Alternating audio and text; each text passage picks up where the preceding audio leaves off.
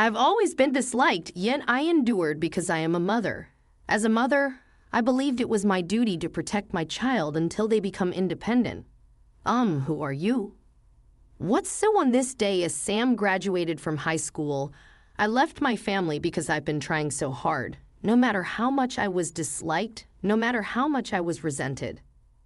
I kept telling myself it's because I'm a mother, a wife, that I have the duty to protect my child. But those days are over, and now I'm free from my family. It seems like Sam, on the other end of the phone, is stunned. This is the first time I've ever fought back after being constantly criticized, so he must be wondering what to do. But it doesn't matter anymore because we are no longer a family. My name is Maya, a 45-year-old housewife. I live with my husband Luke and our son Sam. Sam is 18 and graduating high school this year. Normally, this should be a cause for celebration, but I couldn't bring myself to be genuinely happy. The reason was Sam's attitude. "Hey, where's my shirt? You didn't steal it, did you?" One day while I was folding laundry in the living room, Sam approached me with these words. "I found his shirt in the basket.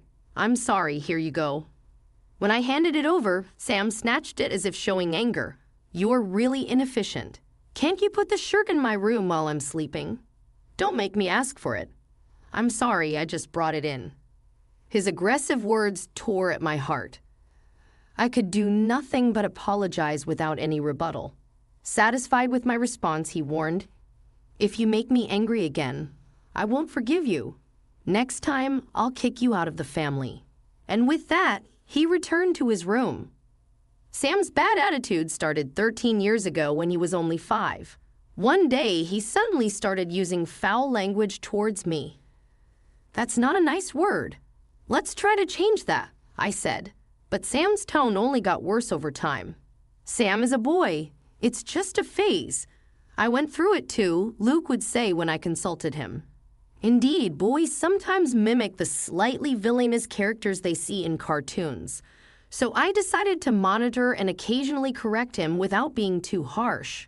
But as a result, Sam's behavior only worsened. Before I knew it, hearing "thank you" became rarer than his shouts. Having a decent conversation as a family became impossible. Time passed, and now Sam is 18. I learned from eavesdropping on a conversation between Sam and Luke 3 days ago that he's planning to go to college after high school graduation. He didn't consult me about his future plans at all, but Sam seemed to rely on Luke. Sam and Luke always got along well, often going out together. Maybe it's easier for men to talk to each other. I too wanted to be treated as a family member by Sam. I always wanted to live like a proper family. The fact that I couldn't was so painful, like my heart was tearing apart. It wasn't just Sam who pushed me away. Luke also despised me. "Mia, you're really stupid. Look, there's dust over there. Can't you do your job as a housewife properly?" Ever since Sam's attitude worsened 13 years ago, Luke's behavior towards me also became harsh. Originally, after we got married, we shared household chores.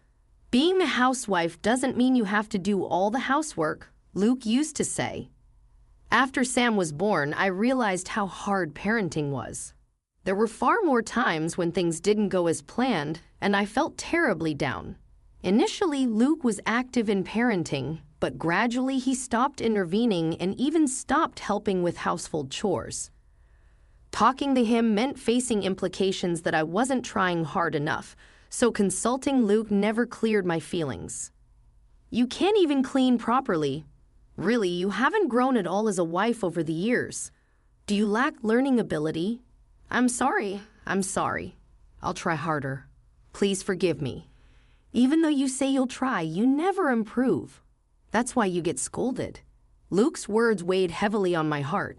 It was stressful enough not being able to get along with Sam, but realizing that even Luke disliked me, didn't see me as a wife or part of the family, I felt like collapsing right there. I endured it for 13 years, no matter how close to breaking I felt. I was a mother, a wife. I kept telling myself I had to do what needed to be done, pushing myself to the limit. Even when I was too tired to move, I forced myself to stand and keep going. If I didn't, I feared I would truly become incapable of doing anything and become unnecessary to Luke and Sam. As time passed, Sam's high school graduation day approached, but I only learned the date 3 days before the ceremony. By the way, where did we store the clothes for the ceremony? One day while doing chores, Luke asked me this. The graduation ceremony is soon, isn't it? But I don't know the date yet. Has it been announced? To my words, Luke looked at me with pity. It seems you haven't heard from Sam. He told me about the graduation date a week ago. Once again, I was the only one left out. It was painful to face this reality, but it had been like this every day for the past 13 years. Unable to recover from the shock, I was looking down when Sam, who had no school that day, came out of his room. "What's with this mood? Don't spread your gloom to Dad, too." Sam glared at me as he said this, but it was Sam's fault in the first place. If he had told me about the graduation date, none of this would have happened. The graduation is in 3 days. I hear you didn't tell me. I asked Sam with a tone of accusation, and he sighed heavily as if I was a nuisance. So what? You're not going to the ceremony anyway. So why do you need to know the date? His words caught me off guard, and I asked, why? I never said I wasn't going to the ceremony. Sam responded, no, don't come. If an old broad like you shows up, you'll just make me the laughingstock. I can't stand the thought of you ruining my big day. His words made me dizzy. I had always genuinely celebrated Sam's academic achievements, even if I wasn't treated like family. I had continued to do so, but now I wasn't even allowed to attend his graduation ceremony. Stay away. Sam's words pierced my heart. It was clear now. I was nothing more than a nuisance to him, silenced by his harsh words. I realized my heart had reached its limit a long time ago, so I decided to end my role in this family on the day of Sam's high school graduation. Luke and Sam left for the ceremony. Luke had been told by Sam that he wanted him there. I was left behind. Before, I would have endured this reality, but those days are over now. As soon as they left, I packed my things and left the house. My destination was my parents' house. Convinced I could no longer live as part of Sam and Luke's family, I planned to take a break at my parents' house and prepare to sever ties with them. I left a letter at home. It mentioned considering a divorce, wanting to cut ties and live alone, desiring to discuss the details through a lawyer. Finding a reliable lawyer in 3 days was extremely challenging. There were many other things I had to do, like preparing to sell the house. The house we lived in was actually inherited from my father. My dad was quite a well-known wealthy businessman in a certain industry, owning several buildings as vacation homes. When we got married, Dad said, "This is a wedding gift," and gave us one of those vacation homes. Meaning the owner of that house was Dad, not Luke or me. Furthermore, knowing how cornered I've been, Dad would immediately decide to sell the house if he found out, saying, "Then that house is unnecessary." I wrote in the letter, "The house will be sold, so take whatever belongings you need and leave within a week." Dad called me kind for this, but I didn't want any complaints later like, "He didn't hear about this." For now, I decided to stay at my parents' house for a while, looking for a new job in a house while cutting ties with my family and healing from the wounds they inflicted. Honestly, it took a lot of courage to come this far. I think I could make this decision because Dad, upon hearing the story, got red in the face and angrily said, "How dare they treat you like that?" I realized again how much I owed to Dad. After such a day, I was relaxing at my parents' house when my mobile phone indicated an incoming call. I had a good idea who it was from, but I checked anyway, and sure enough, it was Sam. Maybe he called about my absence in the letter. To be honest, I didn't want to talk. I had spent too much time being treated as less than family. I wasn't generous enough to deal with Sam anymore. But I needed to settle the past. If I kept running away, I would live with an unresolved heart. I deserved to give back for the awful treatment I'd received. Hey, where are you? Do you think you can just leave a ridiculous letter and be forgiven? Where are you? Come back home right now. As soon as I answered the phone, Sam yelled loudly. His voice was tensed with panic, seemingly in a state of panic. Well, it's not surprising. He came back from the graduation ceremony to find that Mom, he had always paraded, was gone, replaced by a letter about selling the house and other distressing news. It must have ruined his graduation day, and I'm sure Sam was not pleased. Despite myself, I couldn't help smiling at Sam's desperation. But he was too caught up in his own anger to notice. So I responded to Sam, who are you? Sam seemed confused by my words, but soon he started laughing. Poor acting, trying to trap me like this, bad news. I don't think it'll work, stop pretending. You can't even live without relying on family. His words were unpleasant, but I noticed a slight tremble in his voice. Sam was also out of his depth. He was trying to blame, criticize, and panic me into coming back. Realizing this, I decided to respond calmly. I don't have a family, though. Oh, I have parents and a brother, right? But you're not my family, are you? What are you talking about, Mom? Me and Dad are your family, right? Have you lost your mind? So as I said, I don't have a family.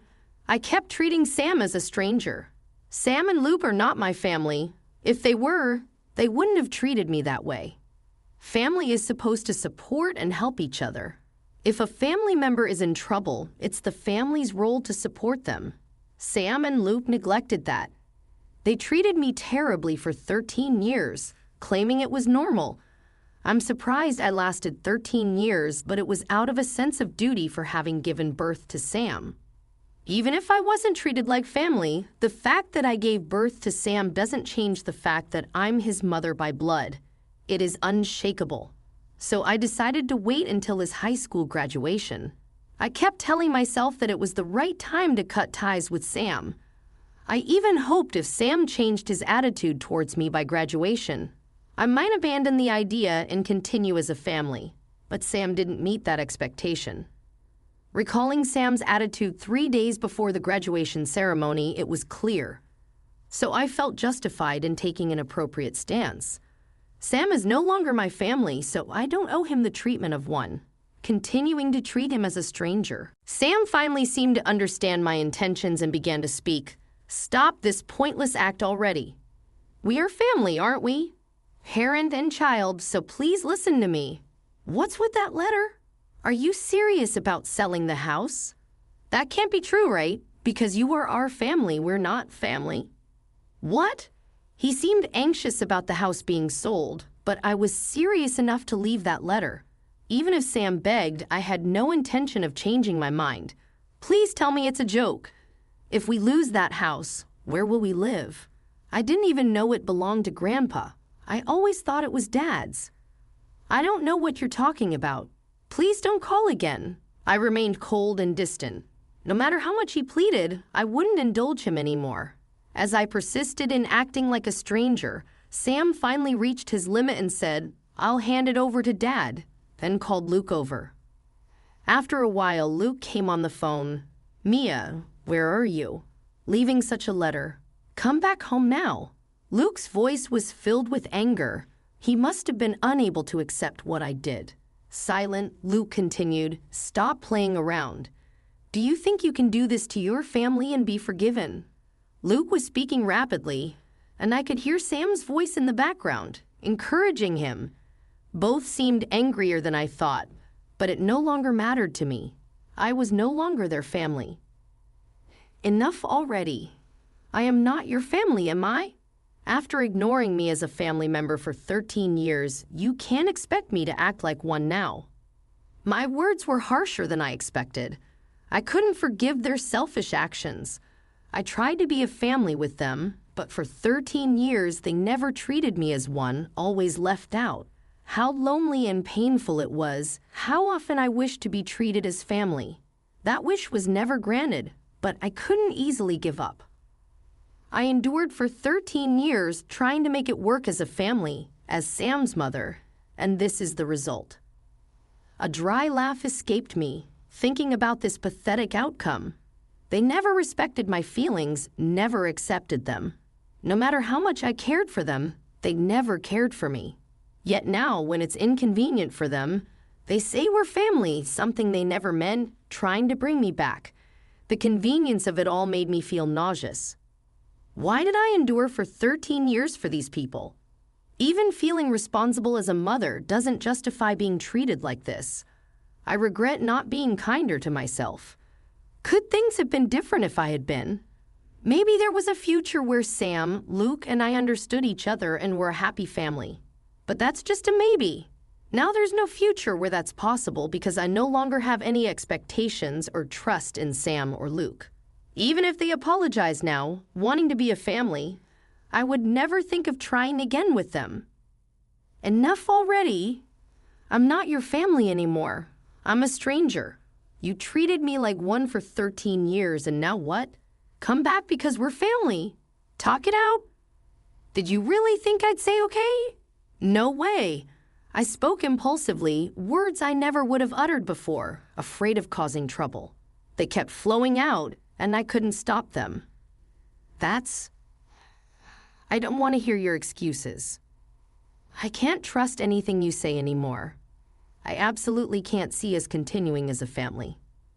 Write up the divorce papers. If you don't want to file them, I will. So send them to me and leave the house quickly. You wouldn't want to trouble strangers, right? But stop making excuses and get ready. Give up. Goodbye. I cut off Luke even as he tried to say something because I didn't want to hear anything from Luke or Sam anymore. After saying what I wanted, I hung up the phone. Luke was saying, "Wait," but I ignored him. Then I blocked all calls from Luke and Sam, ignoring their persistent attempts to contact me. Even the home phone rang, but with my parents' permission, I made sure no calls from Luke or Sam could come through. Thus, I finally managed to cut ties with the family that had made my life miserable for 13 years. They tried to reach me through friends, but I kept hiding, avoiding any contact with them.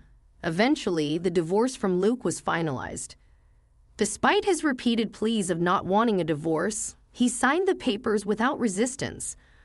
When it came to court, the house being Dad's property was sold, and they had to leave. A friend told me that after the incident with me, they started fighting incessantly. Luke couldn't manage finances, leading to Sam's college fees being unpaid, and Sam had to give up his academic path and start working. As a result, Sam quit studying, and Luke quit his job in shock. They now live in an old apartment, seemingly withdrawn. They're still looking for me, but I have no intention of ever showing my face to them again. Meanwhile, I found a job and moved out of my parents' house. Having experience as an office clerk before marriage, I managed well in my new job. Soon after, I found a new place, thanked my parents who had helped me so much, and moved out. It's a room in an apartment not too far from my parents' house. In my new home, I'm living happily now. Frankly, having no good memories of my family, I think I don't need anything like a family for a while. Being alone in this day and age is perfectly fine. So I plan to live